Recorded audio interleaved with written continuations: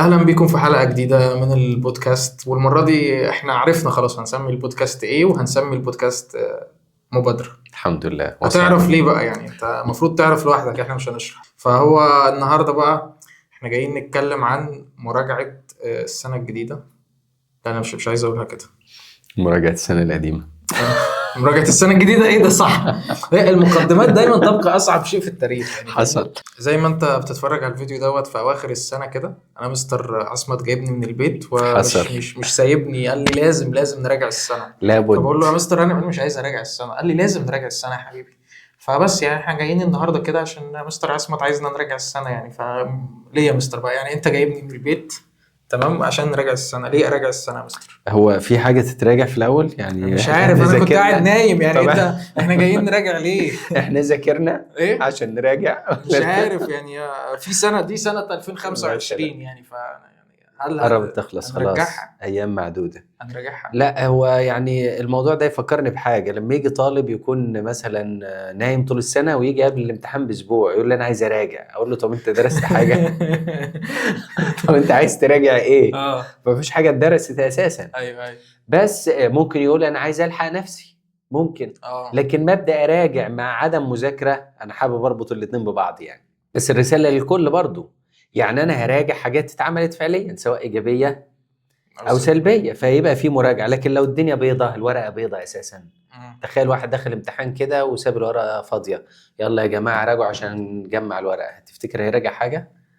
والله ما لا. تفضلوا الورقة يا سلام، ده انا مستني بس لما تقولوا لي. هياخد درجات النظافة. بالظبط، انا مستني اسلم الورقة. مم.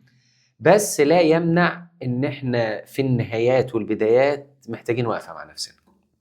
دي مم. مهمة جدا، والوقفة دي لها تفاصيل وليها خطوات كده، ان انا اشوف انا فين اساسا. فمن مش من باب المراجعة على قد ما انا اعرف انا فين، مم. وانا فين دي في كذا مسار.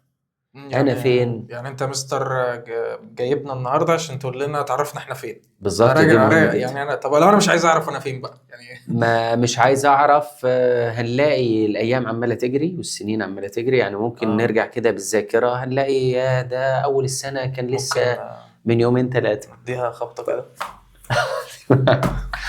فاصل. ايوه يا مستر، يعني انا دلوقتي ليه اهتم ان انا اعرف انا فين؟ اعرف انا فين دي هي اللي هتوضح لي انا ممكن اكون فين السنه الجايه. مم. ان بنسبه كبيره لو انا مش عارف انا فين النهارده، مع بدايه سنه جديده، قربنا على بدايه السنه الجديده، تقريبا السنه دي كلها عدت وانا تايه، مم. او سايب التيار يوديني مطرح ما هو عايز. ودي حاجه مش حلوه خالص. يعني هنلاقي ناس كتير ممكن السنين عماله تعدي وهو عادي، الدنيا ما فيهاش انتاجيه، ما فيهاش حاجه ايجابيه، ولا انا عملت كذا انا عملت كذا. لدرجه في مقوله افتكرها في الموضوع ده بيقول كده: احذر الا تمضي سفينه حياتك فارغه. مم. سفينه حياتك ده كل واحد مش عارف حياته هتنتهي امتى، فبس انا حياتي اليوم اللي في ايدي. انا اليوم في ايدي دلوقتي، يا ترى اليوم ده عدى فارغ ولا فيه تفاصيل؟ ودي نقطة مهمة جدا. ففكرة ان انا هاجي نهاية السنة واقول انا فين، اقول يا ترى كان في حاجة ذات قيمة ولا الدنيا عدت فاضية؟ طب لو عدت فاضية مفيش مشكلة، هنسى اللي فات، بس اللي جاي ما ينفعش يبقى فاضي، فاقول اللي فات ده خلص، ده ماضي. مم. المضارع الحاضر في ايدي، ده اللي في ايدي، دي البركة اللي من ايد ربنا لينا، دي اللي اعرف استثمر فيها. لكن الماضي خلاص ما بقاش في ايدي دلوقتي، والمستقبل برضو مش في ايدي. بس المستقبل زي ما بقول لك كده، انت مش هتقدر تتنبأ بالمستقبل، لكن تقدر تتنبأ ممكن يكون ايه من خلال الحاجة اللي انت هتعملها. تمام. فانا لو دنيتي ماشية كويس كل يوم، في تفاصيل وفي حاجات ايجابية، اقدر اقول انا في خلال فترة معينة حياتي هتكون ماشية ازاي. مم. فدي فكرة إن أنا أقف مع نفسي وأقول أنا فين. أنا فين في كذا زاوية، سواء زاوية روحية، زاوية أسرية، زاوية عملية، أنا في شغلي واصل لإيه، أنا في أفكاري واصل لإيه، ما دي زاوية برضه. يا ترى أفكاري إيجابية ولا دايما كآبة وحزن وأفكار سلبية وعمال أهد في نفسي مم. بأفكاري؟ ما طريقة تفكيري هي اللي بتوجه حياتي كلها. ففي دي أسئلة مهمة محتاج أسأل نفسي فيها، أنا واصل لفين، بحيث اعرف اعمل تفريغ. ان كتير مننا ممكن يكون واصل لدرجة انا دماغي فيها زحمة، حتى فكرة السؤال اللي انا اساله انا فين انا مش عارف ارد عليه. واتوقع ان الكثيرين واصلين للنقطة دي. لدرجه ممكن يسال نفسه بسبب ان هو مش عارف يجاوب، لا بنقص منه السؤال ده، مش هتعب نفسي ولا ارهق نفسي. السؤال على فكره مش سهل، السؤال محتاج وقفه، انا واقف كده ومركز وفي قاعده مع نفسي بتركيز قوي وبنقاط واضحه، محتاج اجاوب على السؤال ده عشان يكون اللي جاي ده اعرف يكون فيه تفاصيل مهمه. ما انا بتكلم برضو في نقطة اللي هو ما هو يمكن انا مش مهتم، يعني انا مش فارق معايا انا فين ورايح فين يعني امتى يعني ليه الموضوع ده يفرق لي؟ ليه المراجعة حلو. تفرق لي قوي؟ لو ربطناها بزاوية العمل، كتير من الناس بيسمعوا فكرة الانترفيو، والسؤال المعتاد في الانترفيو شايف يقول لك نفسك ايه، فين؟ شايف نفسك فين كمان 5 سنين؟ تعال نسأله لنفسنا، الجواب المثالي ايا كان سننا، اه ايا كان سننا ايه، وايا كان وضعنا ايه، انا شايف نفسي فين كمان سنة، كمان سنتين، خلينا نقللها، انا في بداية سنة انا شايف نفسي فين في نهاية السنة. ممكن واحد يقول لي لو في اطار دراسي انا اكون مثلا في اولى جامعة، السنة الجاية بقى في تانية جامعة. في بعض الحاجات قد تكون مش محتاجة مجهود قوي، ان انت طبيعي هيبقى في تسلسل في المراحل الدراسية، بس الاكثر عمقا انا فين بالنسبة لنفسي، انا واصل لفين بالنسبة لذاتي، بالنسبة لافكاري، بالنسبة لاتجاهاتي، بالنسبة لميولي. دي نقطة مهمة جدا. طب لو انا مش مهتم، هقول لك سنة ورا سنة هتعدي، وده رصيد بيتسحب من الحياة. يعني ايه رصيد بيتسحب من يعني الحياة؟ ايه رصيد بيتسحب من الحياة؟ لما انا ببدأ دلوقتي، تعال نشبهها بالزرع، هنزرع. انا احنا قاعدين مع بعض وانا قلت لك يلا بينا نزرع حاجه، انت قلت لي مش مهم. طب وانا خدت الخطوه دي ان انا ازرع، تعال نتقابل كمان سنه، انا خدت الخطوه وابتديت اهتم بالحاجه اللي زرعتها دي، كمان سنه هلاقي الزرعه بتاعتي فيها تفاصيل، فيها ثمار. انت عشان ما خدتش الخطوه، وطبيعي ما خدتش خطوه البدايه، فطبيعي ما فيش توابع. هو انا هاجي اسقي الارض؟ لكن انا خدت الخطوه وابتديت اهتم، والاهتمام ده ليه توابع، فبعد سنه لقيت فيه ثمار فرحتني. طب لو انت ما عملتش كده، الشخص اللي قدامي ما عملش كده، ففي سنة ضاعت من عمرك كان ينفع تستثمر فيها. فالمفهوم نفسه مطلوب. طب لو مش مطلوب ليا، فيما بعد انا مش هكون بطولي، ممكن اكون مسؤول عن اخرين، سواء في زاوية تربوية، في زاوية أسرية، في أي زاوية، حتى في زاوية العمل. ممكن أتحط في وضع أنا موظف عادي، بس موظف ممكن يكون ليه تأثير في الدائرة بتاعتي، ممكن أوصل لمرحلة إن أنا مسؤول أو ليدر في مكان معين. ما أنت مطلوب إنك تخلي الآخرين يجتهدوا. فما كنتش أنا شخص مجتهد وأعرف أستثمر في حياتي، وما خليش كل يوم بيعدي هباء. ما لو اليوم عدى هباء يوم ورا يوم ورا يوم، كام يوم هيعدوا؟ اسبوع، شهر، سنه، سنه ورا سنه، والدنيا ماشيه برضه في فراغ. وده برضه ان في كتير من الناس ممكن يعترض، انا سايب الدنيا ماشيه بالبركه مش بحسب لها. ايوه يعني انا سايبها بالبركه. طب سيبني سايبها بالبركه يا سيبها مستر. سيبها صح كده، يعني على سيبها الله، من بركه. كله على الله. صح كده، ما ده كله على مفهوم الله. خاطئ برضه. يا هل مستر ربنا ما طلبش مننا ان احنا نجتهد؟ طلب مننا. يبقى لازم نسعى. يعني حتى فكرة انت اسعى، اعمل اللي عليك وبركة ربنا تشتغل. انت اجتهد، مش مهم النتائج بقى، انا مش عليا غير ان انا اسعى. لكن فكرة تاخد خطوة، فين النتائج؟ كتير من الناس اللي بتفكر، او معظم الناس اللي هتفكر في النتيجة بس، مجرد ما ياخد خطوة 2 3 ويدور على النتيجة، هتلاقيه وقف واحبط ومفيش نتيجة يوصل لها. لكن مين اللي بيوصل لأي مسار إيجابي؟ هو مركز مع السعي. انا هشتغل على نفسي، انا هعمل الحاجه الايجابيه دي كل يوم. كل يوم مع الوقت هلاقي في نتيجه، بس مش هفكر في النتيجه. النتيجه هتبقى جوايا، هتبقى في عقلي، تبقى في افكاري، تبقى في اسلوب حياتي. فهقول لك لو انت شايف ان سيبها بالبركه وما اعملش حاجه، عادي جدا، بس اوعدك ان حياتك مش هيكون لها معنى. ملهاش معنى. وكثيرين من الناس، صغير وكبير، نقدر نقول ان حياته ليس لها معنى. مع ايه اللي بيدي معنى لحياتي غير التفاصيل اللي فيها؟ ان انا اقول انا عملت كذا، انا تركت اثر في فلان، انا في حاجه ايجابيه عملتها النهارده. وده بعيد عن دايره العمل برضو، ان في كتير العمل هو اللي بيحطنا في دايره. خلاص انا بصحى الصبح، اروح شغلي الساعه 8، برجع الساعه 8، فخلاص ده بقى الروتين اليوم العمل. طب لو واحد مثلا قالوا له فتره حصل فيها دروب وانتوا اجازه شهر بدون مرتب، غالبا هيقعد عشان ما فيش عمل. طب الشهر ده تعمل فيه ايه؟ يقول لك مش هعمل فيه حاجه، ما انا هو العمل اللي مشغلني، لكن انا ما اعرفش اشغل نفسي. وبشغل نفسي مش معناها الشغل بس، ده ممكن واحد في اطار الشهر اللي هو من غير شغل، من غير عمل، من غير مرتب، تلاقيه استثمر في نفسه. ومش شرط اطار مادي على فكره، ممكن واحد يستثمر في افكاره، اللي هو انا عايز اغير افكاري، ما انا افكاري تعباني، ليه ما اخليش افكاري تبقى مصدر راحه بالنسبه لي؟ زي ما بنقول كده، في حد لابس نظاره سوداء شايف كل حاجه سوداء، طب انا محتاج اغير افكاري عشان النضاره تبقى شايف الدنيا كويس. فانت يا مستر عايز تقول لي اللي هو لو انا سبت حياتي ماشيه كده، فانا عادي الحياه هتمشي، بس هي هي مش هتمشي بس. ملهاش معنى. بس ملهاش معنى. في اطار الحياه تمشي دي كتير، مثلا من الناس يقول لك الدنيا مش هتقف على حد، مم. او الشغل مش هيقف على حد. طب لو الحد ده كان شخص كويس، تقف عليه. هي هتمشي بس مش هتمشي بنفس الجوده، مم. هي مش هتقف عليه فعليا.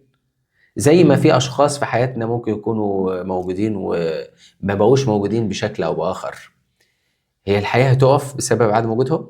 لا مش هتقف، بس قد يكون الشخص ده كان ليه دور في كان جوده ليه حياتنا، تأثير. كان ليه تاثير، الحياه مشيت بس مش بنفس التاثير اللي كان مم. موجود. فبنفس المبدا، انا مش برتب لحياته ومش بنظمها وسيبها تمشي على البركه. اقول لك حياتك هتمشي عادي، زي ما تسال حد تقول له اخبارك ايه، ماشيه، بس مش ادينا ازاي. عايشين. يعني انا دايما لما سال حد اخبارك يقول لي ادينا عايشين، اعرف ان الدنيا ضايعه. ما اصل الرد ده نفسه معناه ان مفيش حاجه اقولها مفيش اساسا. تأسيس، مفيش حاجه في الحياه اساسا غير لما اقول لك الدنيا تمام، ده انا عملت كده. لو ناس قريبين من بعض ممكن هتلاقيني احنا اصحاب، هتلاقيني بتكلم ده انا عملت كذا وانا عملت كذا وانا عملت كذا، والفتره اللي جايه هعمل كذا. تمام، على الاقل في تخطيط ولو بسيط، ايا كان اتجاهنا ايه. ومش شرط الموضوع يبقى مثلا حد ليه خد جرعه كبيره جدا من التعليم لا، اي حد في اي مكان في اي مستوى يقدر يرتب تفاصيل حياته، ويقدر يحط حاجه ذات قيمه يشتغل عليها. انا برضو يا مستر كان في حد برضو ساعات بيقول لي من صحابي، هو كرولوس يعني اللي منتج الفيديو ده، كان بيقول لي كل الطرق تؤدي الى هناك. كل الطرق تؤدي الى هنا. هو هناك ده احنا مش عارفينه عشان احنا نوصل. كان في مقالة افتكره في كتاب وانصح بيه لاي حد بيسمعنا، ايه الكتاب؟ نظرية الفستق. الفستق انا كده نظرية الفستق. قرأت ان هي مكتوبة النسختين، الفستق. قرأت النسخة الأولى والثانية. هو جزئين تقريبا، ما اعتقدش ليه التالت. للأسف لم يعجبني يعني، بس مش موضوع، خلينا يعني هنقول انا ارشحه لحد مبتدئ في القراءة، من باب ان هو مقالات قصيرة، وفي الاخر بيدي الكبسولة الخلاصة. فكان بيتكلم عن النقطة دي، يقول لك هل منطقي ان انت تروح تركب اي مواصلة عربية ولا حاجة انت مش عارف هي رايحة فين؟ هي هتوصلك بس انت هتوصلك فين مش عارف. طالع العربية دي طالعة تمام، مش عارف طالعة فين بس تمام يعني طلع. فكل الطرق تؤدي الى هناك فعليا. فده فكرة اللي هو هنرجع نفس النقطة، انا سايبها كده، فسايبها كده، فالحياة هتوديك مطرح ما هي عايزة برضه، هتوديك هناك، مش عارفين هناك فين دي. يعني انت قصدك يا مستر ان انا لو ما كنتش براجع وبشوف كده بقى في الوقفة اللي هي اشوف انا ايه اللي حصل وايه اللي هيحصل، فانا هوصل لمكان ممكن انا ما ببقاش حابه. بالظبط. يعني طب ايه امثله على الحاجات دي؟ يعني انا كصغير لما اكبر، انت قلت برضو في منظورات تربويه او حاجات زي كده، ايه المكان اللي انا ما بقاش حابه وايه المكان اللي ممكن ابقى حابه؟ المكان اللي ما كنتش حابه ممكن ان انا ماليش وجهة، انا بذاكر وخلاص ماليش رؤية، فالمجموع هيوديني مطرح ما هو عايز. يعني حتى ممكن بفتكر في السيناريوهات في الثانويه العامه خصوصا، ممكن واحد جاب مجموع كبير فهو المجموع هيوديني، وفكره اللي هي كليات القمه، مع ان ممكن ما يكونش ميوله للحته دي. يعني انا اعرف طالب الاسره هو حابينه يدخل كليه هندسه ويدخل رياضه، يقول لك انا نفسي ابقى محامي. هو ميال للنقطه دي. ففكره ان انا يكون على الاقل عندي ميول، انا عارف في السن ده سن اعدادي وسن ثانوي الرؤيه ما بتكونش واضحه قوي، بس على الاقل لما هو يعني ده برضو دور بابا وماما ودور الجانب التربوي، ان هو يفتح له بعض الابواب، ايه ممكن نشوف حاجه زي كده، بيختبر. لكن لو الدنيا عايمه اللي هو خلاص يوصل لمكان هو مش عايزه. في اطار العمل، انا رحت الشغل كذا فخلاص، مع اني مش حابه بس هكمل فيه وخلاص، هو هيكمل فيه واخر الشهر هياخد المرتب بتاعه، بس مش هتلاقي فيه انتاجيه. وفي اول مطب هو يا اما هو متضرر يا اما هو بسبب عدم انتاجيته ممكن يستبعدوه من الشغل بتاعه وهكذا. يبقى حتى ممكن ما احققش التارجت المادي اللي انا مثلا لو عايزه. دخلنا في اطار تارجت ده حوارات تانية بقى. يعني انا ممكن ما ادخلش الكليه اللي انا عايزها، انا عايش الحياه اللي انا عايشها. يعني الموضوع ليه تبعيات على المستقبل بتاعي. اكيد.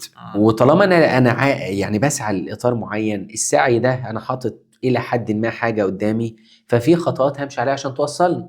حتى لو ما وصلتنيش اللي انا عايزه، قربتني من المكان ده، افضل من ان انا اروح مسار تاني خالص. فدي نقطه مهمه جدا، اللي هو فكره في رؤيه وفي خطوات بسيطه بس مستمره توصلني من النقطه دي او تقربني من النقطه دي. طب اعمل ايه بقى يا مستر؟ خلاص انا اقتنعت انك تقف مع نفسك. هقعد مع نفسي بقى ونقف ونعمل كل انواع حلو. التمارين. جلسه مع الذات كده. بقى يعني اعمل ايه؟ بلاش مبدئيا تكون يوم 31/12 الساعه 12 الا ربع مثلا. مبدئيا. ليه طبعا؟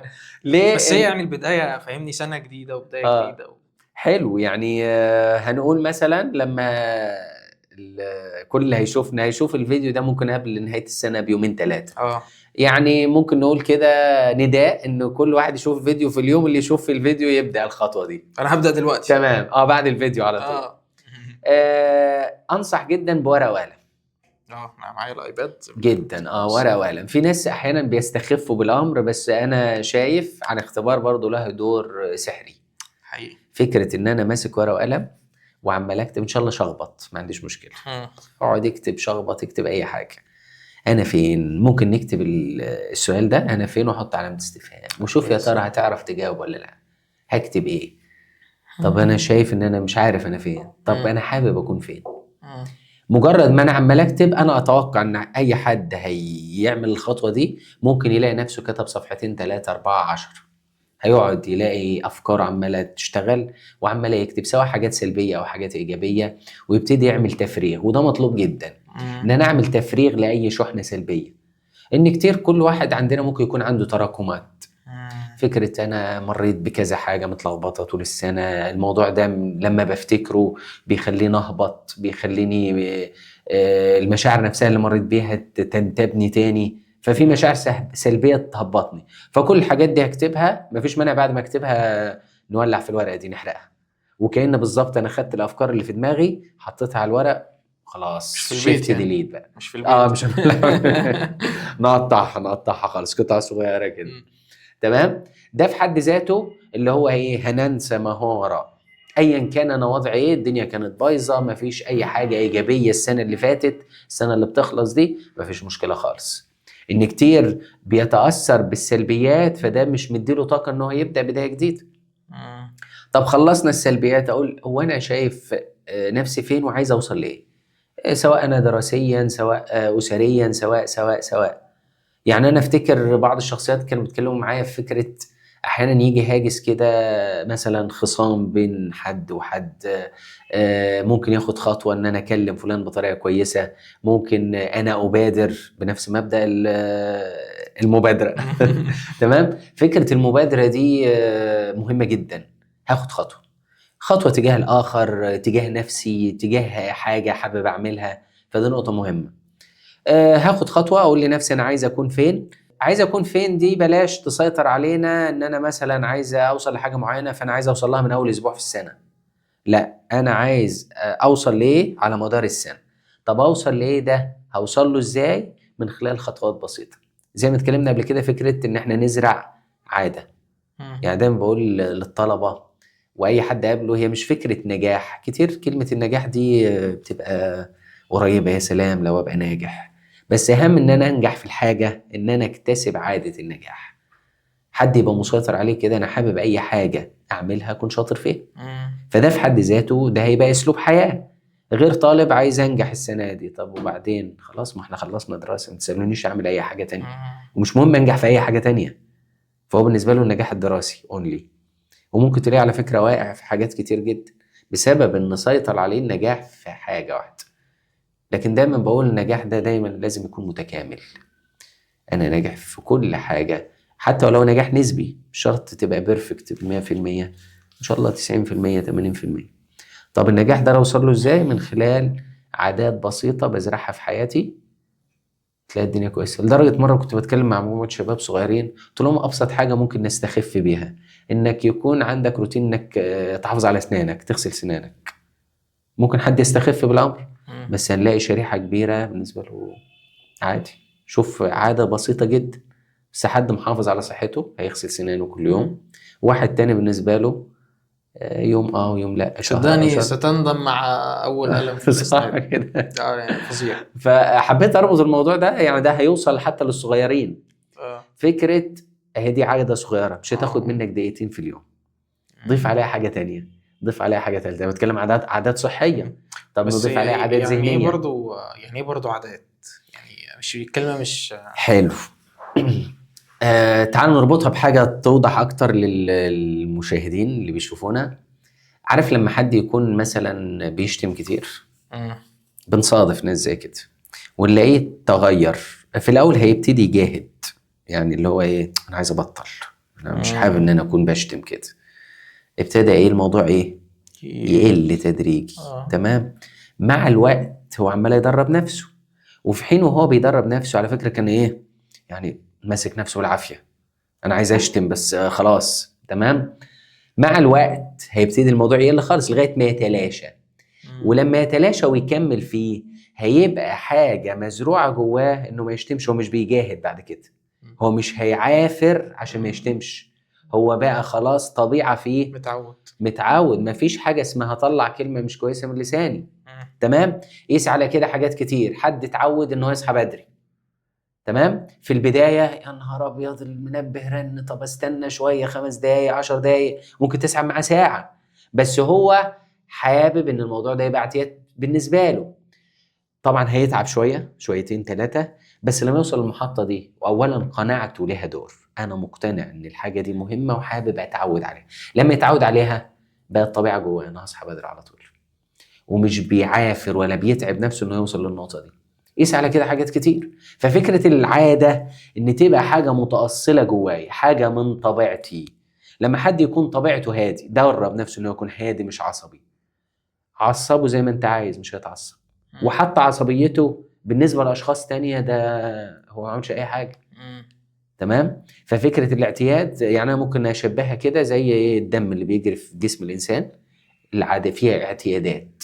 خلاص فلان بقى طبيعته كده، فلان بقى عنده روتين يومي في شوية حاجات ما ينفعش يتنازل عنها تحت أي ظرف. حابب أربطها بحاجة تانية. دايما بقول في إطار الحاجات الإيجابية أو الاعتيادات الإيجابية، خلي عندك الحد الأدنى. يعني إيه الحد الأدنى؟ إحنا لو ربطنا إن في حاجات ممكن تخلي حياتنا أفضل، إيه الشغل اللي ممكن أعمله كل يوم ممكن لا يتعدى نص ساعة، ساعة 60 دقيقة، في حين إن ممكن حاجات كتير تضيع في اليوم أكتر من 60 دقيقة بكتير. 60 دقيقة دي ممكن لو في روتين يخص لياقة بدنية، ده لو حاجة في البيت ربع ساعة الصبح هنشط جسمي بأي رياضة تمرين. تمام، ربع ساعة. تمام. إطار القراءة، تدريب الذهن، لو اتكلم اهو إطار الجسد، عملنا شوية تمارين الصبح. وهتكلم عن اختبار انا دخلت الجيش، واحنا ان شاء الله هنتكلم. يا سلام، انتظرونا في عايز اقول لك بدون مبالغه انا خدت الاعتياد ده من الجيش. كان ممكن نصحى.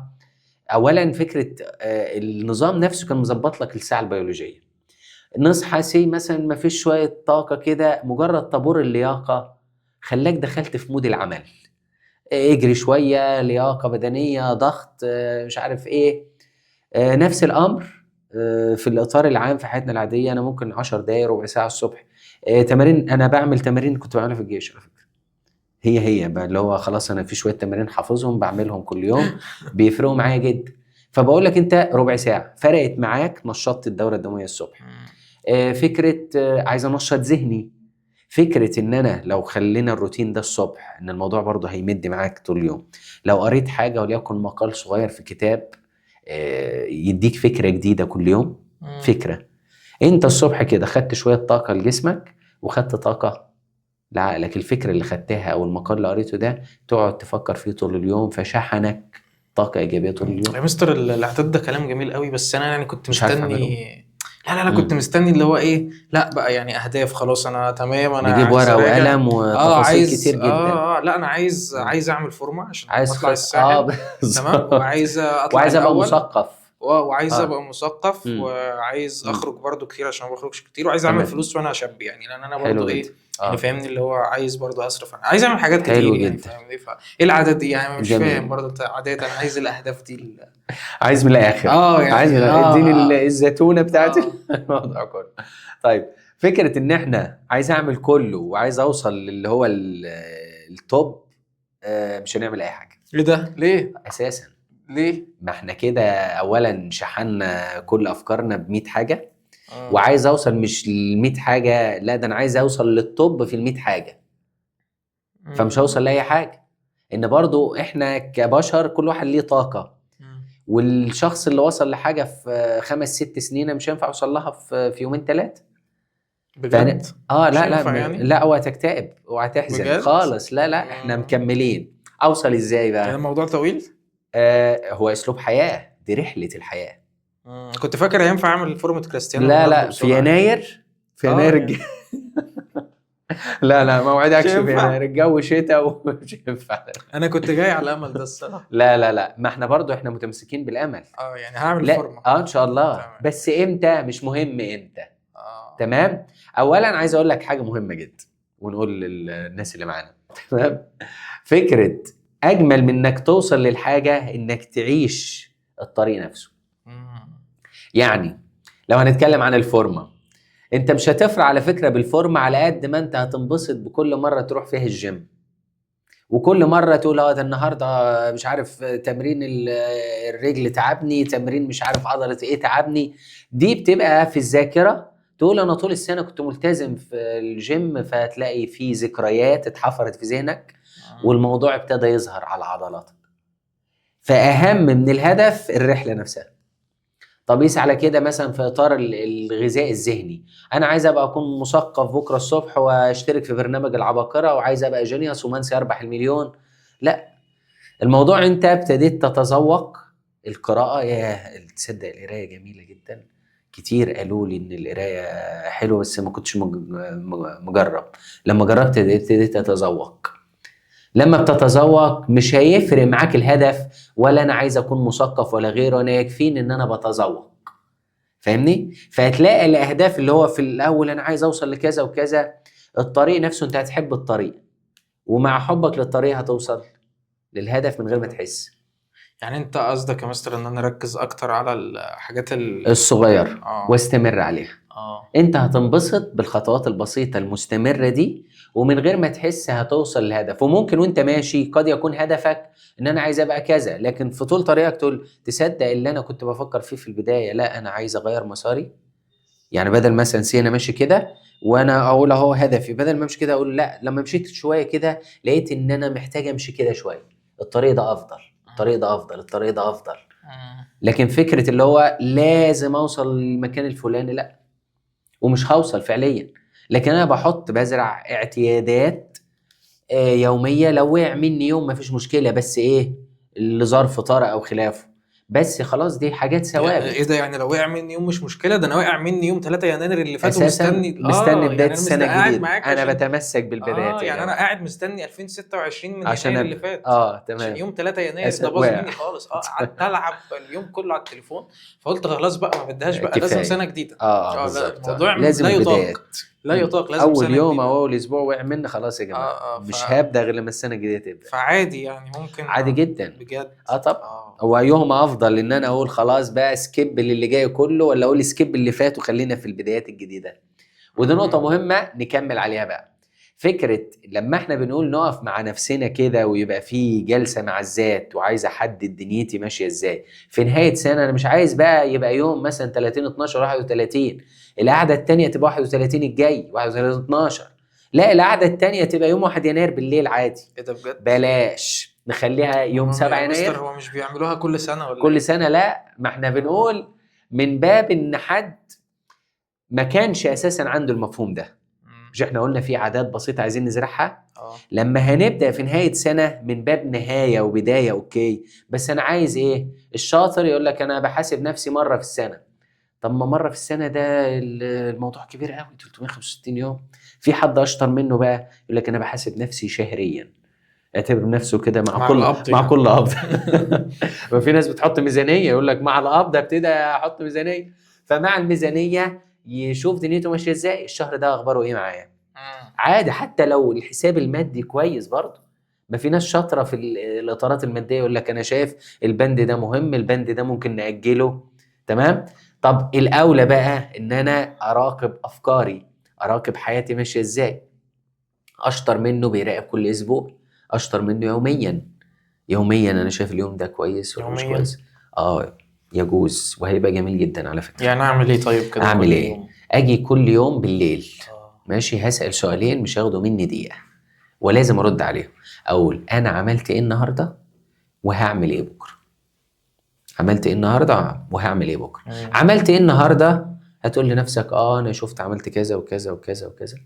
يا اما بس اقول انا ما بتبقى عملتش حاجات حاجه. صغيرة يا مستر، يعني اللي هو ذاكرت ولو صغير، ساعة. طب ما ده كويس، يعني على الاقل في اجابه. مم. تخيل ما لو الاجابه ما عملتش اي حاجه. السؤال ده على فكره يفرق جدا. تخيل بقى نتخيل انا ابتديت امشي على الروتين ده، جيت يوم 1 يناير سالت نفسي بالليل عملت ايه. ويا حبذا لو بكتب برضه، ان انا بكتب ده كان انا ايه، ان انا ممكن اتكلم عادي. تخيل بكتب بقى 1 يناير عملت النهارده ما عملتش اي حاجه، شديت شرطه ما اليوم خلص ما فيش حاجه كتبتها اساسا. مم. 2 يناير بالليل، المفروض انا كنت قايل 1 يناير بالليل انا هعمل كذا وكذا بكره، انا حطيت خطه كده ولا بسيطه. 2 يناير ما عملتش اي حاجه. 3 تخيل كده يومين 3 4 ورا بعض. حاسس ان في انت حاجة ما انا كل غلط. يوم هقرا اللي انا اه. كتبته اه. ما عملتش. الله. فانت عايزني اسجل في كشكول كده او يا حاجة، حبذا. واقعد اشوف كده انا الموضوع بعمل هيبقى ايه. رائع ليه. مم. وكأن الكشكول ده عارف ايه، دليل عليك. بص اه. انا جايب لك دليل اعترافاتك، انت اعترفت انك ما عملتش حاجه النهارده. على فكره الموضوع حيوي جدا جدا. مم. حاجه بسيطه، الخطوه مش هتاخد منك دقيقتين. تخيل بقى واحد تاني هيبتدي ده وان شاء الله نقاط. عملت ايه النهارده ما انا عايز اكتب. لا على فكره انا ذاكرت كذا، انا قعدت مع اصحابي قعده ايجابيه مش سلبيه، او قد تكون سلبيه. ما لو سلبيه هكتب سجل برضه برضه. عشان لا انا شايف القعده دي ما ينفعش تتكرر تاني. مم. انا لو رب اسره، انا روحت البيت النهارده مسكت التليفون وكان ممكن يقعد مع اولاده ويقعد مع الاسره. طب ما دي حاجه سلبيه. هتلاقي نفسه هي مش فكره ان انا بحجم نفسي. يعني برضو في عارف زي فكره الحدود، كنا اتكلمنا قبل كده عن الحدود. مم. هل فكره ان انا ارتب يومي معناه ان انا بحجم نفسي؟ لا، لا ده انا بستثمر وقتي وعلى فكره هنبسط بيه اكتر. يعني مش ملل يعني. خالص على مم. الاطلاق. ما دي الزاويه اللي هي ايه، كل واحد هيرفض كلامنا. هو مش عايز يقتنع الموضوع على فكره ايجابي. زي ما بنقول اكله دوقها حلوه، لا على فكره مش حلوه، طب دوق. طب انا بقول لك رتب يومك وخلي فيه تفاصيل، وقول لنفسك الموضوع مش هياخد منك وقت خالص. ولما بقول اربطه بالكتابه من باب ان انا اعرف اراجع نفسي، لكن غير لما انا اقول النهارده عملت ايه ما عملتش حاجه، طب يلا انام. بكره عملت ايه ما عملتش حاجه، فعقلي مش هيسجل لي. مم. تمام. غير الحاجه المرئيه بتفرق جدا. فهتلاقي يومك كل يوم فيه ثمار، في حاجه حلوه النهارده عملت حاجه كذا. يا حبذا برضو لو واحد يقول لك انا حابب كل يوم في عايز اترك تاثير في حد. النهارده كنت في المدرسه عملت كذا، ولد جه لي مثلا قال لي يا مستر انا مش عارف اعمل ايه في المذاكره واعمل كذا. ابتديت اديله كام حاجه ابتدى ايه يحس ان هو استريح شويه. طب تمام يا مستر انا اعمل كذا، تركت تاثير. دردشنا مع الطلبه في اطار الماده العلميه او في اطار نفسي او تربوي وحسينا في استجابه، تركنا تاثير. وانا ماشي في الشارع ممكن كلمه طيبه صدفتني مع حد قلت كلمه طيبه تركت تاثير. فخير. هي تقريبا مش باينة. تمام. هي باينة. مش عارف.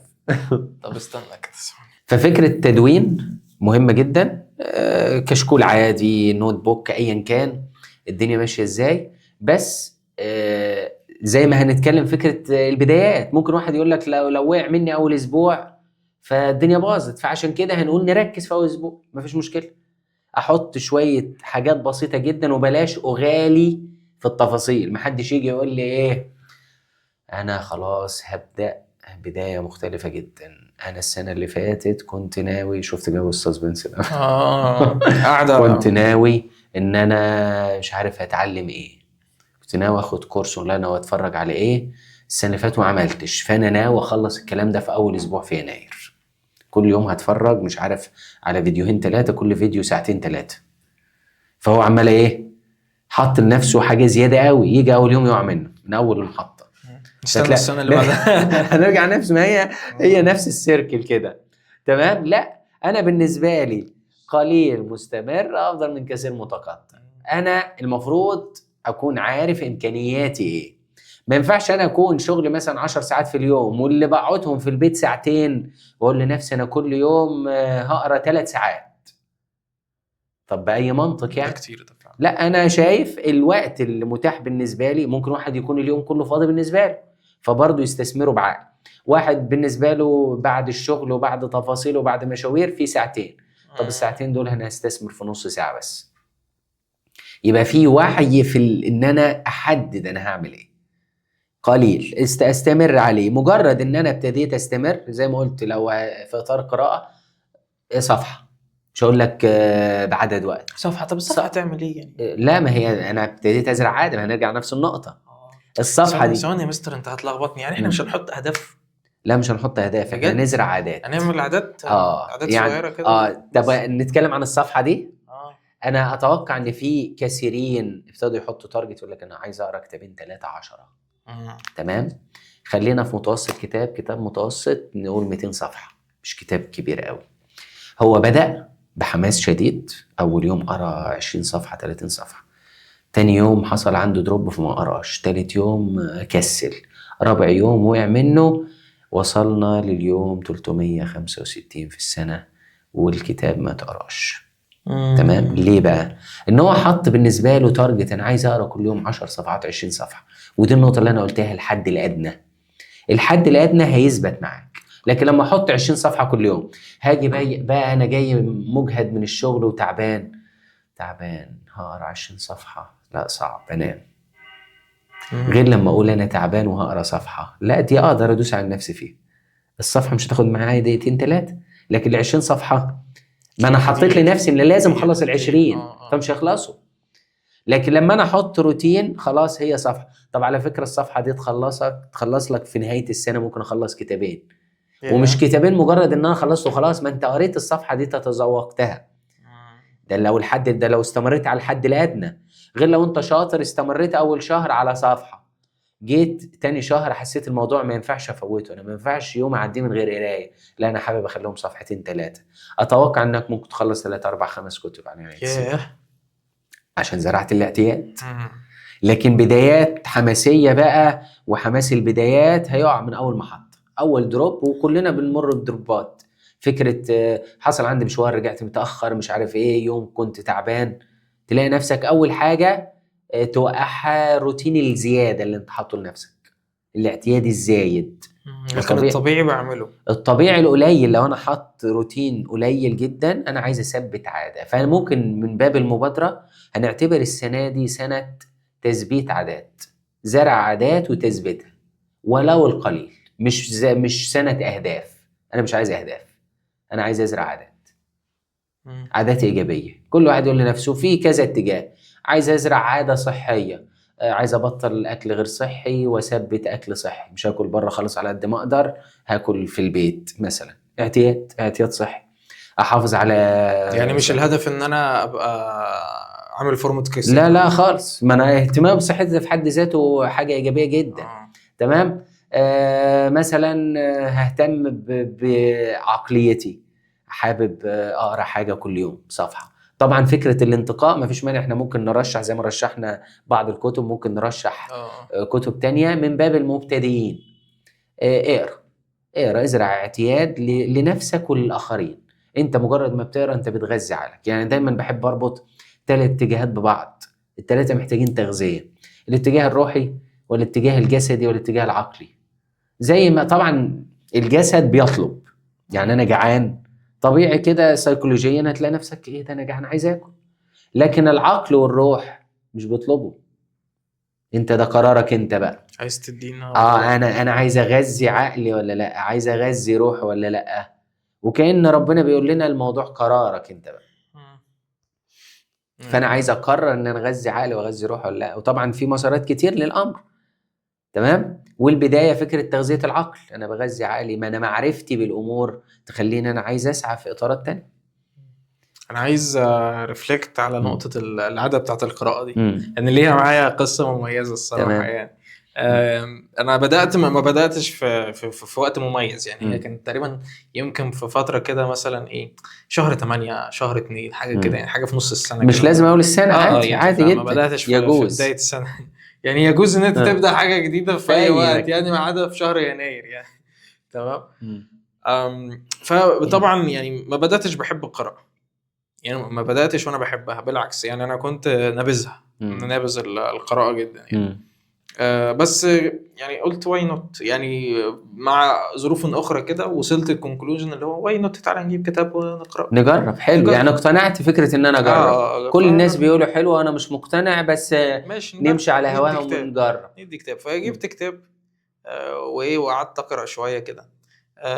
الموضوع ما كانش كونسيستنت في الاول، فايه قمت بحثت شويه عن موضوع الاعداد ده، فعجبتني الفكره، قلت لازم اطبقها. فقررت اوكي، هو انا لو قرات انا دلوقتي كنت صغير تقريبا ساعتها، كنت مش عارف 16 ولا 17 يعني في الرينج ده. فقلت ايه، وانا لو قرات كل يوم صفحه، تمام، وعدى مثلا 30 سنه، هبقى قرات كام كتاب؟ 30 كتاب.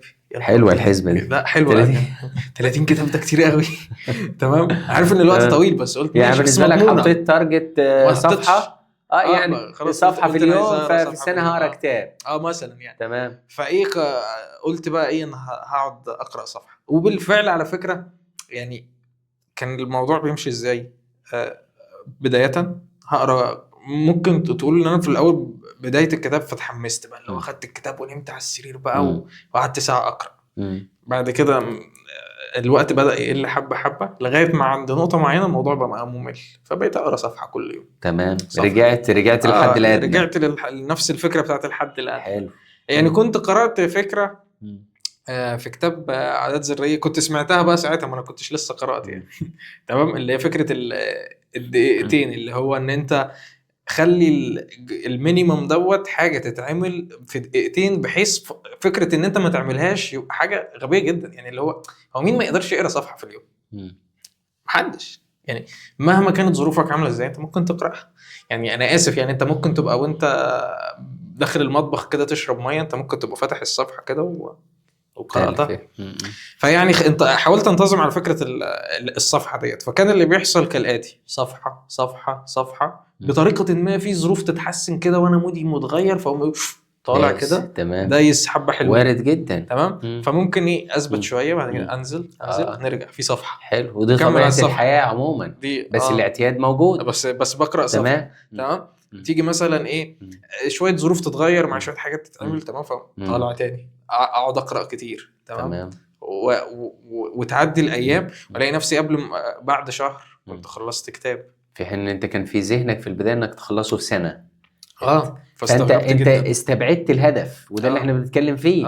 انت ابتديت تستمر، هتوصل للهدف غالبا قبل اللي انت حاطه يعني. انت حاطط هدف ان انا اخلص الحاجه دي في 5-6 شهور، انت استمر هتلاقي نفسك وصلت من غير ما تحس. وعايز اقول برضو مثلا دخلت في فتره ثانويه عامه، لان الموضوع كان خلاص بقى نوعا ما جزء مني، فكنت بقرا عادي كل يوم حتى لو قليل. كنت حتى افتكر ان انا في ليالي الامتحان او في ايام اللي ممكن اقرا عادي، ما بوقفش لحد المينيمم موجود. اصل دقيقتين هتكون قرات صفحه. ودي نقطه مهمه كتير بنتكلم فيها مع الطلبه، خصوصا بتوع ثانويه عامه. اللي هو احنا في ثانويه عامه ما ينفعش نعمل اي حاجه. لا ده انتوا لكم حلقه. لا دي يعني اكتر حاجه اللي هو انا بعترض عليها. هو انت في ثانويه عامه انت هتقنعني انك بتذاكر مثلا 14 ساعه في اليوم؟ ما هو مش منطقي مبدئيا انك تذاكر الفتره دي كلها. كنت بذاكر 2:40 دقيقه. شفت ازاي؟ متوسط يعني. معايا حسابات. والفكره مش في عدد الساعات على قد ما انا وصلت لايه. طبعا. وفكره احيانا ممكن قرايه صفحه زي ما انت بتقول تغير مودك وتخليك عندك قابليه للمذاكره اكتر. ما انا ممكن اقرا حاجه تساعدني ان انا اذاكر ازاي. فالقرايه بتغذيك في كذا اتجاه اساسا. ده حقيقي. لكن هي مش بتضيع وقتك خالص. ده حقيقي. الحاجات اللي انت بتبلد وبتستفيد منها خارج الاطارات الدراسيه، هي بطريقه ما مترابطه وبتساعد في تشكيل شخصيتك، اللي بالتالي بتكون ليها النتيجه في الاخر يعني. فهي بتبقى عامله زي التدعيم كده خارجي. بس نرجع لموضوعنا يعني. انا عايز اقول ان انا السنه دي بقى مثلا اعتقد دي رابع او خامس سنه انا بقرا فيها، مش فاكر يعني، خلاص الواحد ما بقاش مهتم يعني. فايه كل اللي محافظ عليه العاده. فافتكر يعني ان انا فتحت كنت في ويب سايت كده اسمه جود ريدز. فجود ريدز دوت بيعمل لك زي تارجت كل سنه كده اللي هو عدد كتب انت عايز تقراها. فانا لقيت ان انا فتحته النهارده تمام، فهو حاطط لي 12 كتاب اقراهم. فانا لقيت علمت على الكتب اللي انا قراتها السنه دي، فلقيت نفسي قرات 23 كتاب مثلا. تمام. الضعف اهو. ف... ما كانش في تارجت، ما كانش في ولا بتراقب نفسك على فكره خالص. ان انت خلاص زرعت الاعتياد. الرقاب الوحيد هو هل انا قرات النهارده ولا لا. تمام، بس ما هو زي ما هنرجع انت نفس النقطه، نفس سالت النقطه نفس سؤال في كل اخر يوم، اليوم. كل يوم بالليل مم. هل انا قرات ولا لا. مم. ده السؤال الوحيد اللي بيتسال، ده الرقابه الوحيد، ده الهدف هو. يعني نقدر نقول ان انت السؤال ده حيوي جدا، عن حيوي جدا. تجربه وعن اختبار. فوجدت بقى نفسي يعني انتهى بيا الامر قارئ، واقيم بعد الكتب كتب مش عجباني وكتب عجباني، ودماغ بقى دماغه ما فكرة تشتهي. التأثير بالظبط. لا، والموضوع كل كتاب بتقراه لا بيترك أثر غير طبيعي في طريقة رؤيتك للحياة، معالجة بعض الأمور. فدي كلها توابع للقراية. فانا ما اعرفش الشخص اللي هيبدا القراءه هيبقى هي ايه هدفه قوي يعني. هل هو عايز يبقى مثقف؟ هل هو عايز يجرب حاجه كبيره جديده؟ هل هو عايز يتعلم حاجه معينه؟ بس يعني انا وصلت من غير ما يكون عندي هدف يعني، من غير ما يبقى فيه الفكره بتاعت البدايه الحماسيه او وهي القراية في حد ذاتها يعني أنا مش عايز يبقى فيه هدف من القراية على قد ما أنا بحسن من طريقة تفكيري. يعني أفتكر قصة في الإطار ده، كانت بتحكي إن في حد تخطى 70 سنة وشافوه مرة ماسك كتاب اللي هو جمهورية أفلاطون. عندي تمام؟ الكتاب ده من الحاجات الفلسفية العظيمة يعني. تمام. فسألوه، يعني الموضوع شوية أثار ذهن المشاهد، فقالوا له أنت بتقرأ ليه؟ يعني أنت حد 70 سنة، حد مثلا لو هنقول القراءة مفيدة ومن باب حياتنا تكون أفضل. رد رائع، قال لك حتى يرقى ذهني. كان وجهة نظره، طبعا الراجل ده اختبر، فوجهة نظره إن شاء الله لو هعيش يوم، فاضل يوم في حياتي، أنا عايزه أعيشه بطريقة مختلفة بفكر أفضل. يعني قد يكون فكر موصلني لغاية هنا، ممكن قراية الكتاب معين أو الموضوع معين يخلي فكري يرتقي. وإحنا نفتقد فكرة الرقي عامة، الرقي فكريا مش الرقي في التعاملات وفي كل حاجة. يعني الرقي يبدأ فكريا، لما حد يكون راقي فكريا هتلاقي تعاملاته حلوة، سلوكه حلو، طريقته حلوة في الكلام. فالقرايه بتعمل الكلام ده. ومع التكرار زي ما انت قلت يا ايمن، فكره مع التكرار انت بتعرف تميز بقى الكتاب ده هيفيدني، الكتاب ده مش هيفيدني. مع الوقت انت بتترك اثر وتلاقي سلوكك بيتغير وطريقتك بيتغير في التعاملات وفي اسلوبك وفي كلامك من خلال القرايه. يعني احنا كده بنحاول بغض النظر عن احنا مش بس بنتكلم عن القراءة، احنا بنتكلم عن الحاجات التانية، الاعتياد عموما. فأي حاجة أنا عايز أعملها يعني أنا همسك مثلا كده كأني ماشي، واحنا بدأنا هنعمل ان احنا بنبدأ على بداية السنة، بس في الطبيعي ان احنا ممكن نبدأ حتى لو مش في اي وقت، في اي وقت. في اي وقت ما دام ابدا برضه دي اعتياد. انا ابدا الان، انا هبادر النهارده، طب بكره هبادر النهارده، كل يوم هقول هبادر النهارده.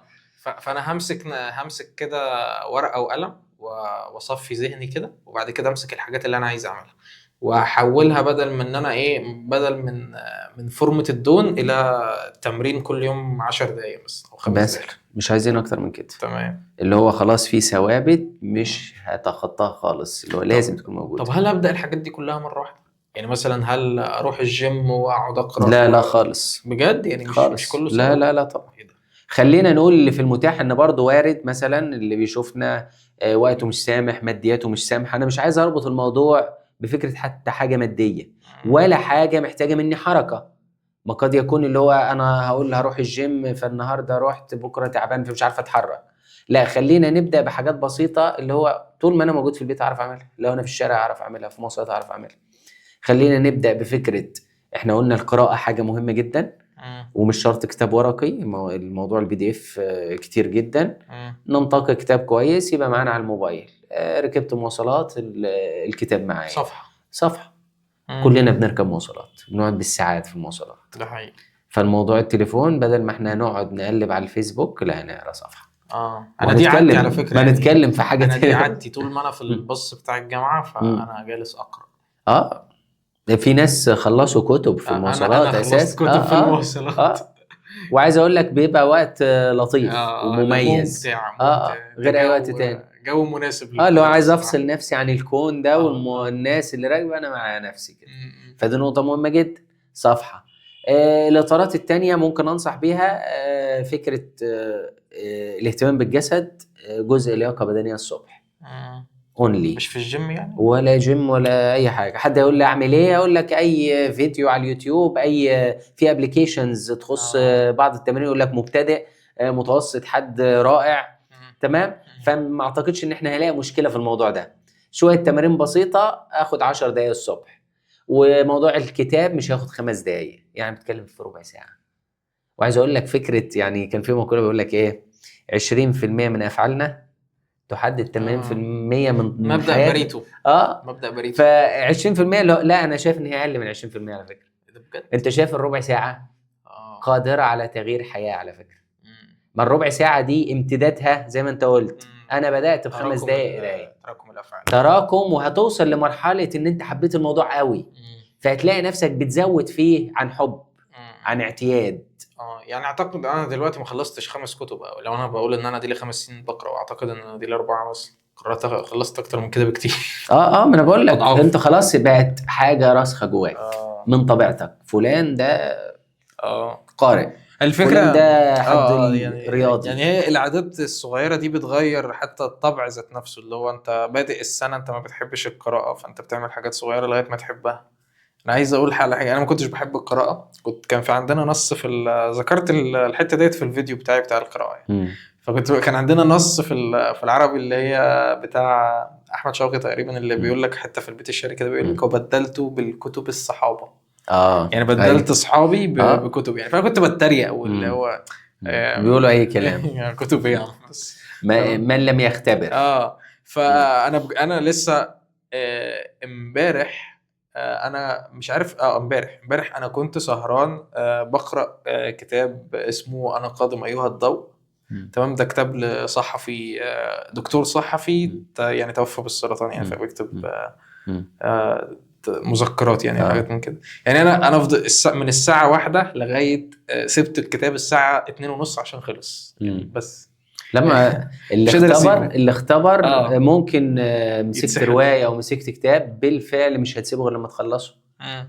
تمام. وضفت لنفسك خبره جديده. زي ما قلت قبل كده، هي ليست كتب على الارفف، ولكنها عقول انت بتستفاد من خبرات اخرين. ادي جمهوريه افلاطون. على فكره هي مش دي صدفه. صدفه محضه جدا. مش مجهزين. بس عشان كده المكتبه دي هنا على طول يستحق القراءه. يستحق عشان ما قراتوش. بدات فيه بس خلاص. بس ففكره تثبيت الاعتيادات دي بعد كده، لما احس ان دول سبته من غير ما يحس الشخص ده، هيحس ان هو عايز يزوده. بس بنقول الحد الادنى ده مش عايز تزوده، مفيش مشكله. بس هو دايما الانسان بيتحرك يا اما للاحسن او للاسوء، مفيش حد بيثبت. بالظبط. حتى في مقوله بتقول لك كل شيء قابل للتغيير حتى التغيير نفسه. حاجه يقول لك ما تغيير. وفكره الابديت دي باستمرار. يعني كان في مقوله قلتها قبل كده وبيقولوها علماء التربيه، فكره عار على الانسان ان يمتلك سمارت فون ولا يكون سمارت مان. يعني دايما بقولها دي، اللي هي فكره التليفون اللي هو شايفينه سمارت، هو نفسه يقول لك ايه الابلكيشن ده محتاج ابديت. حاسس ان هو ايه، هو عارف كانه اتخيل كده يقول لك انا قدمت فانا حدثني بعد اذنك. تخيل. فاللي هي الحاجه اللي المفروض الانسان اخترعها هي بتعمل ابديت وتطلب منك انك تعمل لها ابديت. فكم وكم عقليه الانسان. ودي نقطه مهمه. مفيش حد مننا دلوقتي مش معاه سمارت فون. ودي نقطه ترد على اي حد يقول لك انا مبسوط كده، سيبوني في حالي وانا مش برتب وانا سايبها بالبركه. لا، هي مش كده خالص، وده مفهوم خاطئ للبركه. لا، انا محتاج ان انا اثبت حاجات مهمه في حياتي، اعتيادات ايجابيه تخلي حياتي افضل. وحياتنا افضل دي حاجه مهمه على فكره، ودي حاجه تخص السعي ان انا اجتهد في حياتي ايا كان هوصل ليه. مش مهم هوصل ليه، زي ما قلنا المهم ان انا بحاول، ويكفينا شرف المحاولة. طب ماذا لو احبطت بقى في نصف الطريق؟ وارد يعني جدا، زي ما انت قلت. انت مش قلت في القراية ممكن قريت 100 صفحة وبعد كده رجعت الصفحة؟ طبيعة الإنسان، حياة الإنسان صباح ومساء، صيف وشتاء. حياة الإنسان كده زجزاج. حتى لما بيشبهوها في فكرة رسم القلب، رسم القلب هي طالعة نازلة كده، لو وقفت، لو بقت على خط واحد الإنسان مات. بيموت. ففكرة الإحباط وارد جدا، بس المهم الإحباط مش فكرة زي ما قلنا إن أنا جيت بدأت كويس والتزمت الروتين وفي يومين 3 وقعوا مني، خلاص بقى هي سنة جديدة. أنا ماليش بقى في الاعتيادات والكلام الفاضي ده، سيبوني زي ما أنا. لا، ده أنا عايز أعمل. ما هنرجع نفس السؤال. النهارده لقيت نفسي ما عملتش حاجة، ففي شوية إحباط، هكتب كده النهارده أنا حاسس إن أنا محبط وما عملتش حاجة. تاني يوم الإحباط مكمل، النهارده أنا برضو أنا محبط. فكرة إن أنا كتبت مرتين 3 هتلاقي في سؤال بيطرح نفسه، ما تطلع من الإحباط اللي أنت فيه ده. تمام. ففكرة إن أنا براقب نفسي، هقول تاني، اللي بادئ في الموضوع ده هيحس إن هو إيه، ليميت كده، في حاجات كده مقيداه. يعني افتكرتها في فكرة نهر النيل أو أي حاجة فيها مية. هل الحدود بتاعت نهر النيل دي محجماه ومضايقاه؟ لا، دي هي بتحمي المية. تخيل بقى لو مفيش حدود للمية، في فيضان بقى، الدنيا باظت، مفيش مية اساسا. تمام. ففكرة ان يكون في احباط وفي ايام تقع مني عادي، انسى اللي فات ده وهرجع تاني. عشان كده بنقول ايه، انا هقيم اسبوعيا، هقيم يوميا. ففكرة تقييم الاسبوع ده كنت ماشي ممكن كويس نسمي في يومين. التقييم دوت ان هو مثلا نوع من اليوميات كده. اللي لا، ان انا براقب على فكرة.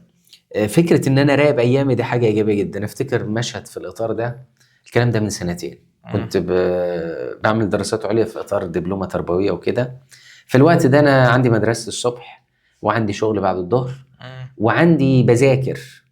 فكنت بقول لنفسي من بداية السنة، فابتديت اعد الايام، فبقول فاضل 250 يوم. كنت ماشي الموضوع بمنظورين، بقول انا عايز ال 250 يعدوا وما يعدوش. بمعنى انا عايزهم يعدوا عشان اخلص الدراسة بتاعتي اللي انا بدرسها. تمام. فانا عايزهم يعدوا، يخلصوا بسرعة، وما يعدوش ان انا احس الوقت فيه فايض اكتر. فكل ماشي بالزاويتين. ناس يقولوا الايام بتجري، لا انا عايزها تقف شوية. ففكرة اللي هو ايه، انا هجتهد، انا شغال في الزاوية دي وهي بتخلص، انا عمال اخد محطات في الموضوع ده. والسنة خلصت وخلصت الدراسة بتاعتي وامتحنت، لدرجة ان انا في ايام كان ممكن يبقى عندي امتحان بكرة الصبح، انا رايح امتحن والطلبة هتمتحن، فانا بكرة عايز اراجع للطلبة وانا عايز اذاكر. ففكرة لما انت تراقب الايام، انا حسبتهم من بداية السنة، بس قلت في خلال ال 250 يوم دول انا التزمت بدراسة معينة فلازم اخلصها، وملتزم مع الطلبة ان انا هخلص المناهج معاهم. فانت حسبتها، حاسبها. وال 250 يوم دول نقطة المراجعة والوقفة. يعني انت لو ما حسبتهاش كان ممكن ده يوميا، انا كل يوم بقول لي عملت ايه، اقتطعت ايه من اللي عندي. انا عندي منهج عايز اذاكرها وعايز امتحنها، فلا مراقب الايام. فمراقبة الايام بالفعل بتلاقي فيه انتاج غير طبيعي، غير ان انا سايبها كده. فمراقبة الايام دي حاجة ايجابية جدا جدا جدا. اراقبها، اللي هو لا انا مش هسيبك تمشي تعدي من قدام عينيا وخلاص، لا تعالى اليوم ده انا هصطادك. فاهمني؟ انا ليا تجربة مشابهة. انا ممكن اكون بكتب يومياتي من 4 سنين يعني. يعني دايما عندي سيكشن كده في اليوميات، اللي هو كده انا بكتب سامري ايه اللي حصل النهارده. بيبقى عندي سيكشن ايفالويشن كده، تمام. اليوم اخباره اليوم اخباره اديله 9 من 10 10 من 10. يعني ممكن بكاتيجورايز بقى، يعني حسب من الاتجاهات ناحيه بتاعته، من ناحيه الشغل، من ناحيه المذاكره، من ناحيه كذا حاجه يعني.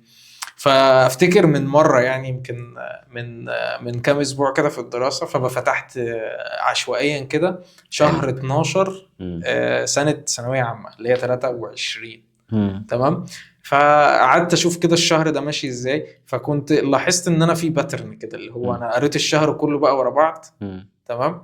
فلاحظت باترن كده في النظام بتاعي في ثانويه عامه، اللي هو ايه، انا النهارده ذاكرت كذا، بس انا ما كانش المفروض. انا النهارده ضيعت شويه وقت مع حد من صحابي واحنا راجعين من الدرس الفلاني، بس انا كنت محتاج الوقت دوت عشان اذاكر الحاجه الفلانيه. انا النهارده ما ذاكرتش الصبح بدري، فما لما ذاكرتش الصبح بدري ست يوم. انت تبقى انا رخمه بقى. ذاكرت بالليل فالدنيا باظت، فلا انا محتاج اذاكر الصبح عشان احس ان انا رصدت ان في حاجه سلبيه حصلت، ان انا فمش عايز مذاكرتي تكررها تاني. بالليل بتخليني مش قادر اذاكر كويس، ومذاكره الصبح بتخليني اذاكر احسن. تمام. فلا لا المفروض اذاكر الصبح. فهو كانت سلسله متتاليه من التحسينات الصغيره، كل يوم حرفيا في تركت تحسن أثر قد كبير. كده، تحسن قد كده. مم. ما كنتش بحس ان انا بقفز قفزات هائله في المنهج، ما كنتش بقف وقفات اللي هي طب يلا النهارده هنلم الماده مم. الفلانيه. مم. لا، انا عايز اقول ان نفس المبدا، نفس انا اتخيل ان هي مش موجوده عادي يعني. تمام. نفس المبدا بتاع اللي هو الصفحه الواحده، انا كنت مم. ساعات بطبقه في الدراسه. انا ما مم. كنتش بنقطع عن المذاكره يعني. انا مم. فاكر ان انا اطول ستريك انقطعت فيه عن المذاكره مم. كان 3 ايام. مم. تمام. وتقريبا كانوا ايام عيد، مم. لكن انا مينيموم 5 دقايق. مم. انا مره قلت لمستر ناجي ان انا ذاكرت 5 دقايق في يوم، قال كان هيضربني. 5 دقايق عملت فيهم ايه؟ عملت فيهم ايه؟ هي كانت حليت مسألة. ساعات بقى انا بفتح هحل سؤالين واقفل. أيوة. ما بيبقاش الغرض قصه ان انا احقق حاجه على قد ما ان انا احافظ على عاده النهارده المذاكرة. ذاكرت، اليوم ما عداش من غير ما اذاكر. فبدل لو الصفر هنا مم. طول السنه كده بتاعت ثانويه عامه مم. ده الصفر، تمام. فانا كنت بمشي كده فوق مم. الصفر بحبه. ايوه تطلع المهم ما نزلش، المهم ما البسش الصفر، وصلوش. لان الطلعه من الصفر صعب على فكره. ايوه ان انت ما تبقاش بتقرا وتقرا، او ان انت ما تبقاش بتكتب وتكتب، او ان انت ما تبقاش تروح الجيم وتروح الجيم، دي صعبه. لكن ان انت تكون بتروح الجيم بس بتتمرن 5 دقايق وتخليهم 10 دقايق، دي سهله جدا. وان انت ما كنت تبقاش بتذاكر، او ان انت تكون بتذاكر 5 دقايق وتخليهم مثلا نص ساعه، سهله. لكن الصعوبه كلها في ان انت ما تبقاش بتعمل حاجه وتبدا فيها، وتبدا فيها بدايه جامده بقى. في النصايح دي موضوع الجيم خصوصا، قال لك سمعتها من حد، قال لك اليوم اللي تحس انك تعبان فيه ومفيش طاقه، روح اقعد وسط زمايلك في الجيم. بس ما تكسرش الروتين، ما تروحش تلعب. بس روح ايه، زور الصاله وارجع. فنفس المبدا اللي انت بتقوله، اللي هو انا مش هلام الصفر، اللي هو النهارده ريحت فمش هنزل.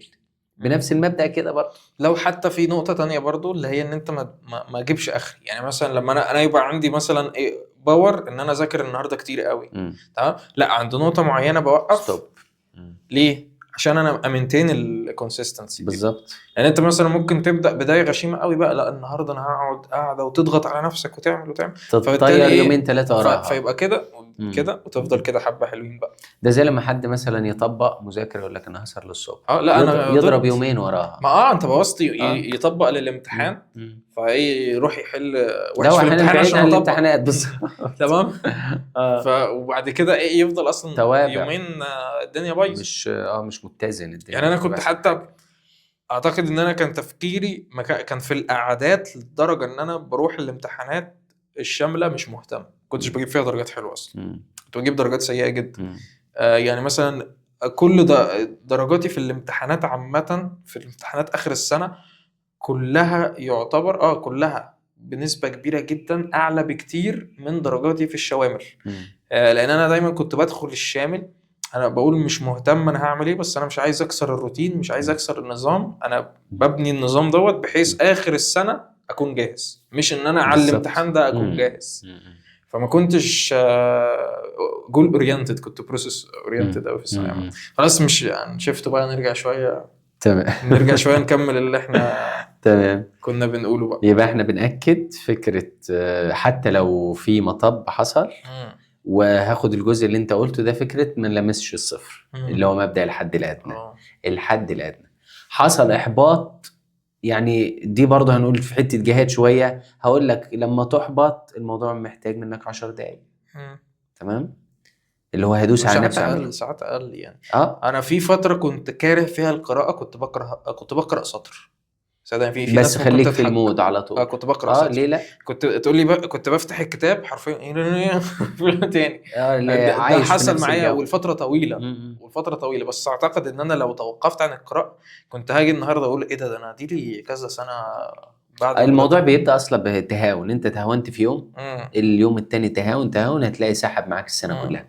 فهو ده اللي فكره انا هجاهد في البدايه وادوس على نفسي من باب احافظ على الروتين حتى لو في احباط. يعني في مقولة جميلة بتقول لك ايه، حافظ على الإيجابيات مهما كانت السلبيات. الدنيا متلخبطه حاسس بكآبه واحباط تحافظ لي على الجزء الايجابي، بحيث حتى اخر اليوم ما عملتش حاجه غير كذا وكذا، ما عملتش حاجه غير كذا وكذا، اللي هي الحاجات البسيطه اللي هي مع الوقت بالفعل هتترك تأثير رائع.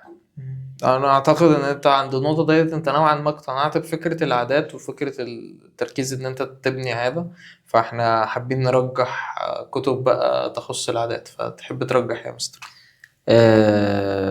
زي ما قلت، حتى لو لم يلقى إعجابك قوي، نظرية الفوزدو جزئين. في كتاب اسمه 101 مقال اسمه دليل العظمة. دليل العظمة لله وحده أكيد. ماشي عشان بس هو الاسم كده. هو كتاب مترجم لروبن شارما. مقالات منفصلة، يعني المقال تقريبا لا يتعدى صفحة صفحتين. بس كل مقال له عنوان، وكل مقال أنا أتوقع أن أي مقال هيترك أثر في أي حد يقراه. برضو ده من باب الترشيح، حاجة صغيرة. بحيث ان برضو ايه، لو واحد دخل مثلا في اطار يقول لك انا هقرا رواية كل يوم صفحة، الموضوع مش هيبقى ايجابي خالص. ان في بعض الحاجات المتصلة لما بتقراها جزء انت مش فاهم حاجة اساسا. ففكرتي عشان من باب ان احنا نبني اعتياد، انا عايز الجرعة اللي هتاخدها النهاردة تبقى جرعة مكتملة، زي المسلسلات اللي هي كل حلقة منفصلة. هو اصلا هو كتاب صغنطوط يعني. بالظبط. ففي افكار رائعة جدا.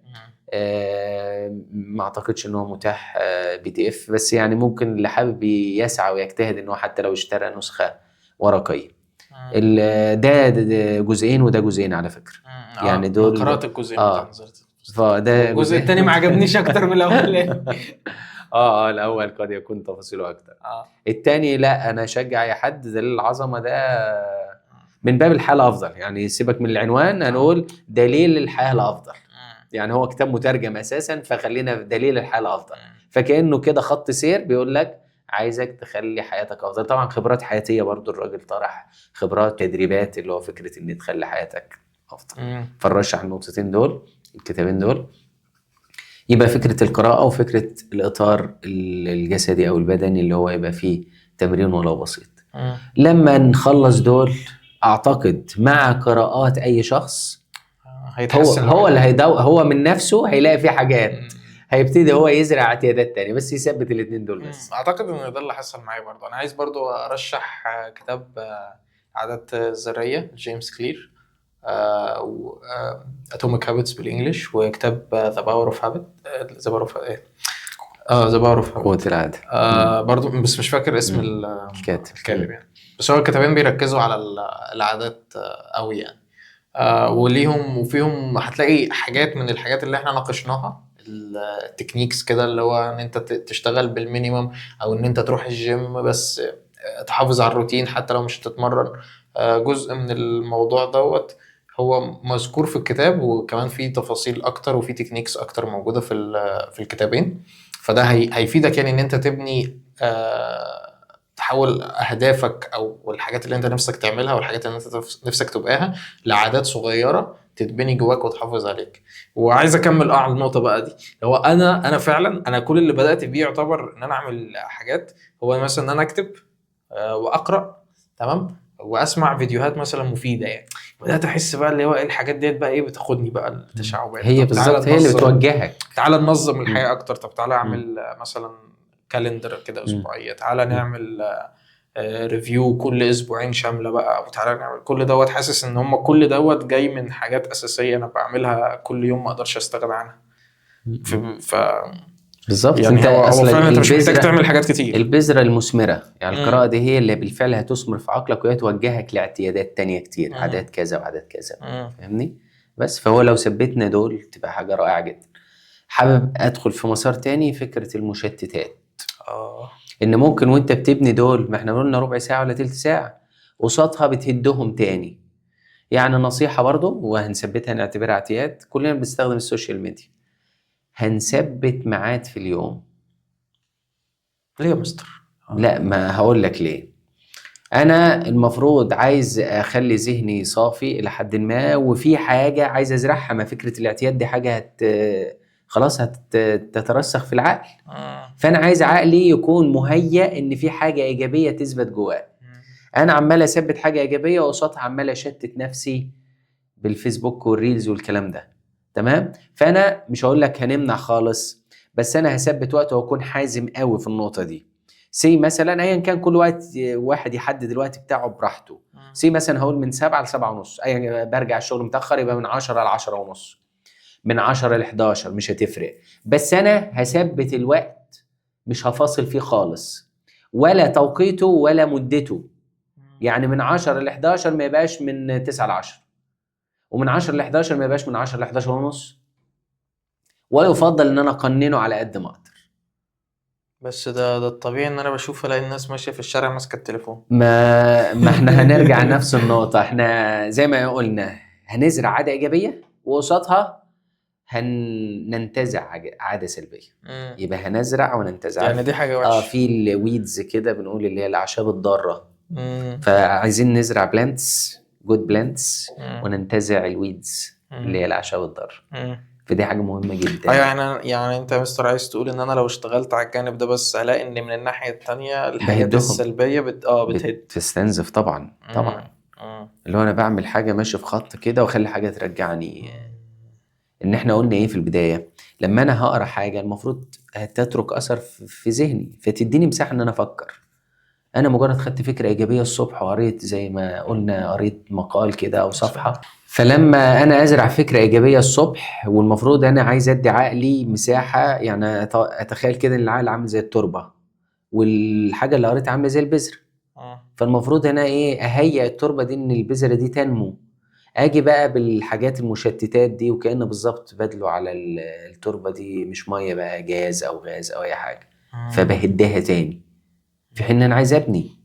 احنا كده محتاجين حلقة شرسة للمشتتات للسوشيال ميديا تحديدا. لا ما دي عالم ده حاجة كارثية يعني. بس هنقول فكرة التقنين يعني زي ما بنقول اللي هو سلاح ذو حدين. انا ما عنديش مانع بستخدمه في اطار شغلي، بستخدمه من باب الترفيه بحدود. وهنقول الحدود بشكل عام. انا حاطط حدود للحاجات الايجابيه، قلت هصغرها، مش هقول هنطلق قوي. ده احنا قلنا ربع ساعه، نص ساعه بالكتير. نفس الفكره حاجه زي كده خليها نفس الوقت، بحيث يبقى عندي انا حاسس ان اليوم تفاصيله كلها في ايديا، مش الحاجه هي اللي بتتحكم فيا.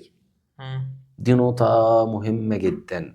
مشيت في زاويه ايجابيه او حاجه قصادها بتهد. يعني مستر انت عايزني اشتغل ابني عادات ايجابيه وقنن حاجات سلبيه. ومش ابطلها مره واحده. لا مش هينفع ابطل عشان نكون واضحين. في بعض الناس اللي هو لا يا ايده لازم مع التليفون على طول، لو قفل داتا يرجع يشغلها بسرعه، مش عارف النوتيفيكيشن. بس ده الواحد كان بيقلب على الفيسبوك وهو بياكل يعني. ما ده موجود برضه. يعني لا والتوابع يشوف جاله اشعار ايه ويشوف. ودي برضه من الحاجات اللي ايه اللي بتخلي الناس عماله تدور على النتائج. يعني حتى لو حد نزل بوست عادي، يا ترى مين عمل لايك، يشوف النتائج بقى. يا ترى مين كتب تعليق، يا ترى. لا انت سي حتى لو في اطار شغلك او حاجه حيويه بتعملها، رميت الحاجه خلاص. هنرجع للوقت، انا حددت وقت نص ساعه، هرجع سي عايز ارد على تعليق او حاجه. ده لو حاجه ايرجنت تخص عمل. لكن لو انا بالنسبه لي السوشيال ميديا من باب الترفيه، خلاص هي نص ساعه قلبت على الفيسبوك ولا خلافه وخلاص ودمتم.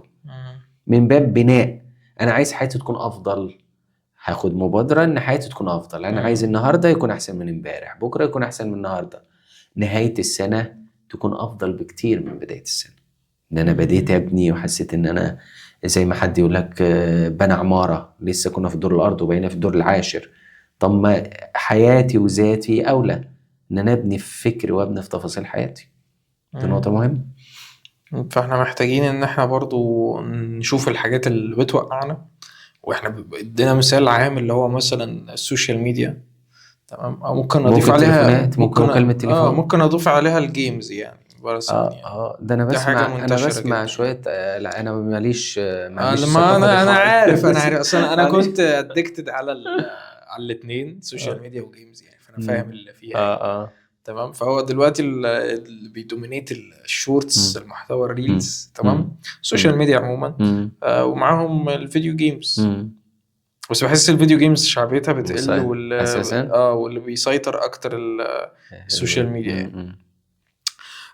فبس يعني هما فعلا حاجة بتاكل، يعني تاكل في النفسية، تستنزف، تاكل في حاجة طاقتك، بتسحبك. فانت اصلا ممكن ما بيبقاش في دماغك ان انت تعمل اي حاجة تانية.